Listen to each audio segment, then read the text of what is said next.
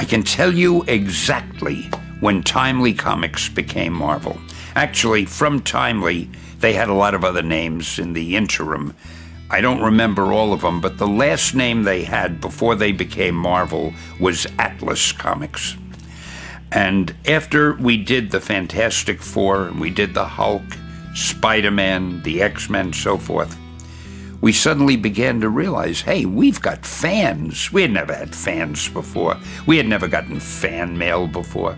But all of a sudden, with the start of our new superheroes, we got real letters. I like this, I don't like this, you did a great job on this.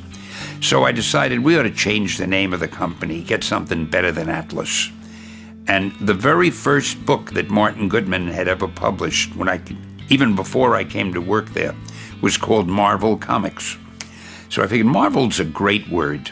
And also, there's so much you could do with it. You could make up slogans and mottos. So I decided I would treat Marvel like a big advertising campaign. And I made up slogans like, "Make mine Marvel, Marvel marches on, welcome to the Marvel age of comics," things like that. And I came up with a lot of catchphrases. I would sign all the things I wrote with "Nuff said" or "Hang loose" or "Face front." But I noticed that the competition was starting to use those expressions too.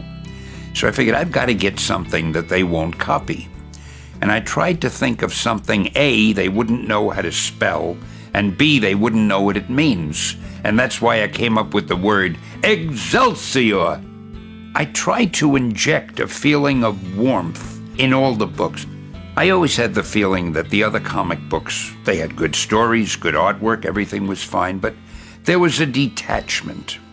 Even in their letters pages, and they had very few. We were the ones who really made letters pages popular, but occasionally they'd run a letters page and it would be like this: "Dear Editor, I read your story and I liked it, signed Charles Smith." And the answer would be, "Dear Charles, thank you very much, the editor." Well, I decided to run letters pages, but I wanted to make them friendly. I wanted the kids to feel a part of Marvel. So even if somebody wrote a letter that said "Dear Editor" to me, when I printed it, I wrote "Dear Stan." I changed the word editor to Stan. And when I answered the letter, instead of saying "Dear Charles," I'd say something like, "Hey, thanks a lot, Charlie," And I tried to keep the tone friendly, as if I'm a guy they know and we're just talking together. And after a while, it became very natural. And after a while, all the letters, "Hey, Stan, I loved your story. Hey, Stan, I hated your story," whatever it was. But it was like they knew me and I knew them. There was one time, and I don't even remember, it might have been the Fantastic Four or some other book. We had a story that I thought wasn't that good, but we were stuck with it. We had to send it out. There was the due date. I didn't have time to do it over. And on the cover, I wrote a little note. I don't remember the exact words, but something like, "Hey, kids, I've got to admit, this isn't the best story we've ever done. But we've given you so many good ones before, we think you owe it to us to buy this one also." Everybody thought I was crazy, That book sold better than most of the others in that period. And I got a ton of mail saying, "You guys are great. Nobody else would have written anything like that."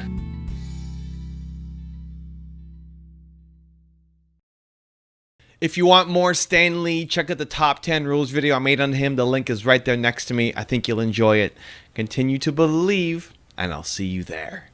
I got this great idea. I want to call him Spider-Man, and he's a teenager. So I gave him the idea, and he said, "Stan, that is the worst idea I have ever heard."